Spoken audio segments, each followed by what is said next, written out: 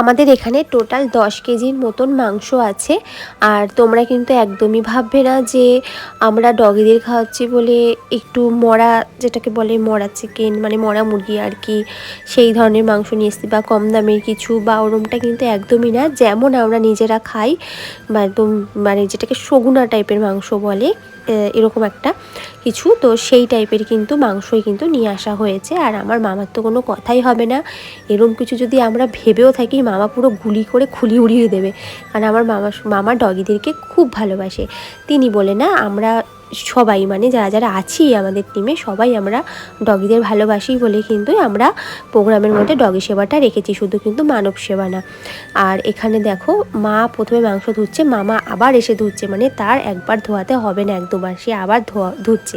আর এইখানে আমার ছোট্ট গুলুমুলু দুটো, কি জানি নাম, বাঘা আর এলি, হ্যাঁ না এলি আর লিলি, সরি বাঘা না, এলি আর লিলি, এরা দুইজন মিলে কিন্তু আমাদের কাজ দেখছে।